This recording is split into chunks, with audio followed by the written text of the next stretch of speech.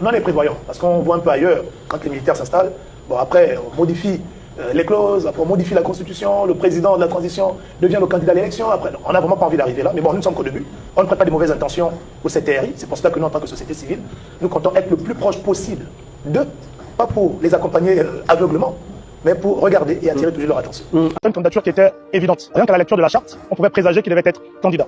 D'autre part, elle était attendue et voulue par une bonne partie de la population, même si au sein de cette population, certains comme moi militaient plus pour une approche à la ATT, mais le contexte empirique nous a toujours démontré que la plupart de ceux qui ont pris le pouvoir par les armes ont souvent et toujours été candidats aux élections post-transition en dehors de ATT au Mali. Donc c'était une évidence et logiquement, il ne pouvait pas en être autrement.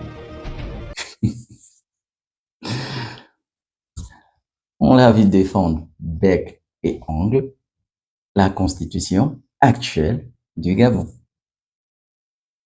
En fait, je suis en train de vous parler là. En fait, ça me fait rigoler. En fait. Ça me fait vraiment rigoler. C'est les mêmes qui ont validé l'élection présidentielle. Bon, les mêmes qui ont validé le référendum. Ils ont validé l'élection présidentielle.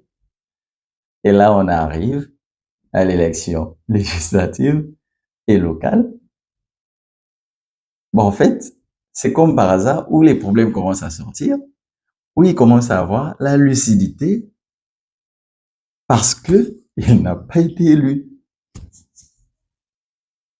Mon grand frère, Monsieur Geoffroy Fumboula. Moi, je veux dire, avant le fait que vous puissiez aller vous ériger en traître, quand vous étiez dans le copil citoyen,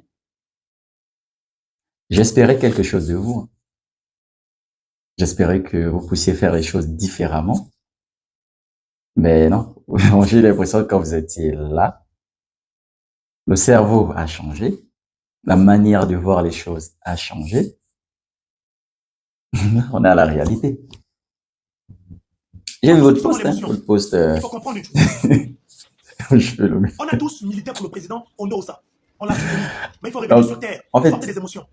Grand, j'ai retrouvé la lucidité. Non, ne sois pas lucide. Hein? Entreprends. Tu as dans l'entreprise des croquettes, avance avec. Laisse la politique là. C'est pas pour ça. Tu es entrepreneur. Un entrepreneur, tu n'as pas besoin de politique. En vrai. Ou bien. Bon courage. Et voilà. Bon, moi, mon dernier mot, c'est juste pour dire. Certes, ça n'a pas duré, la transition. Mais vous n'avez pas impacté le Gabon d'une façon différente du rôle pour lequel M. Oligui Nguema vous avez mis là. On n'avait rien fait. Limite, on a eu l'impression qu'on a juste changé de visage, mais le concept est resté le même. Alors que nous, on espérait. Et je pense que M. Oligui, en vous nommant, vous tous ceux qui ont été appelés, les activistes et tout le reste, moi, je pense que M. Oligui, de base, lui, il pensait que vous devriez faire différemment. Donc, c'est pour le cas de Maïs Moussi. Bon, lui, on va traiter son cas. Bon courage, hein. Ne devenez pas opposant. Continuez comme ça. Continuez.